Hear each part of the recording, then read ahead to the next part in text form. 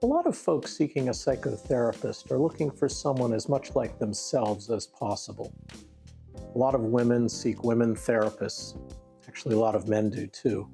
A lot of gay and lesbian clients look for a gay or lesbian therapist. A lot of people with issues raising their young children look for therapists who are also parents. This seems like common sense for most people, but actually there are pros and cons, and that's what I'll talk about in this video today. I'm Dr. Stephen Reidbord, a psychiatrist in San Francisco with a mostly psychotherapy practice. I published psychotherapy research early in my career, and for decades I've taught psychiatrists in training about psychotherapy. And this is More Than Meds, where I talk about psychotherapy and psychologically informed psychiatry.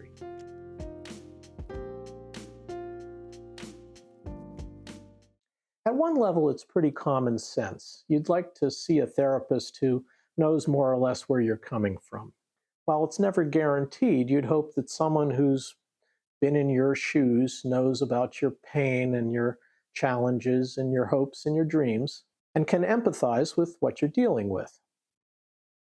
And particularly for people from disadvantaged or disparaged groups, racial, ethnic, sexual minorities, it often feels safer to see someone who's like you. And unfortunately, sometimes it literally is safer. This all makes sense, and yet it's partly an illusion. Even if your therapist is also a parent, their kids might be totally different than your kids. And in any case, you don't know how they raise their children at home. Your therapist's personality, different, but maybe no healthier than yours, allows them to relate to their children in a way that your personality may not allow you to relate to yours. Just as not all great football players make great coaches, a person who has a happy, healthy relationship at home may be an incompetent, unskilled couples therapist. They may be happy, but they can't help other people be happy. And it should go without saying that there's diversity in any named identity group. Not all women or all gay people or all people of color or all Italians or all Canadians see things the same way. Indeed, identifying too closely with one's therapist or vice versa, the therapist identifying too closely with the client, can kind of backfire. It can lead to shared blind spots and unexamined assumptions, something that I discuss regarding political similarities in this video right here. I'm going to repeat myself here since I've said this in other videos, but psychiatric medications and certain kinds of cookbook manualized psychotherapy approaches treat you as just another client with this disorder or that disorder. They're really treating the disorder, not the person who has the disorder. Whereas the very foundation of individual depth psychotherapy, the original psychotherapy that's been time-tested for over a century, is that every client is unique. It's a clinical mistake and an error for a psychotherapist to assume they understand you, your wishes and fears and hopes and dreams just by virtue of what group you belong to. No, your psychotherapist doesn't know you that well based just on where your people are from or what your sexual orientation is, or even if they share those qualities of yours. Deep, meaningful psychotherapy is always a process of sharing vulnerable parts of yourself with a caring professional who you can trust. And trust is a tricky word here because it's true that initially you may feel more trust towards a therapist who shares your background or your politics or your subculture. But if you stop to think about it, trust is an individual thing. If you invest too much trust in someone just because of a shared group you belong to, you're apt to get burned. Real trust develops slowly and for good reason. People bare their souls and make themselves vulnerable a step at a time, not all at once. In fact, I'm always careful when I meet a new patient and they put all of their trust in me right from the very start. I don't deserve that, and nobody does. Trust needs to be earned one step at a time. There are no shortcuts, not group affiliations, not the diplomas on your wall, not the number of books you've written. Trust is personal, one-to-one. I should also mention that some psychotherapists publicly identify themselves, like on their business cards or on their website, as proudly belonging to one or another identity group. They themselves are a sexual minority or a trauma survivor or an immigrant. There's no law or ethical prohibition against doing that, of course, but I have to wonder why they do. Traditionally, depth psychotherapists like psychoanalysts or psychodynamic psychotherapists like myself were not open books. Now, we're not complete blank slates either. Clearly, I'm not. I'm here on YouTube.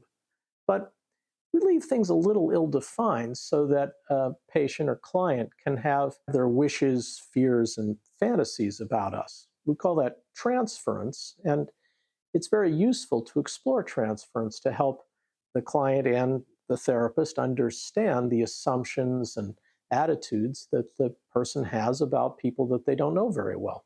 Selling oneself as a therapist by virtue of group identifications or group identity would seem to trade away a lot of this useful transference and, in general, trade away depth psychotherapy for some kind of more superficial reassurance.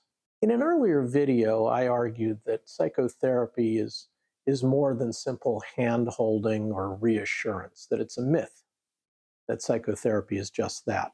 You can take a look at that here. This is particularly problematic when the therapist implies, we're the good guys and the bad guys are out there, it's us against them. In fact, doing so is called externalization, and it's a defense mechanism that really stands in the way of personal growth. Psychotherapy is a treatment to help you as the client change. It's a false bargain to hire a therapist just because they're your cheerleader or they happen to be on the same team as you. So back to the patient or client. Is it okay to select a therapist based on your preferred gender or sexual orientation or ethnicity, or one who's about your age or seems to share your political views, or says they know what it's like personally to go through what you've gone through? Sure. People choose therapists for all sorts of personal or chemistry reasons, and they don't need to justify that choice to anybody else. All I ask is that you do it consciously. Please consider that it may not guarantee a good working alliance or good chemistry.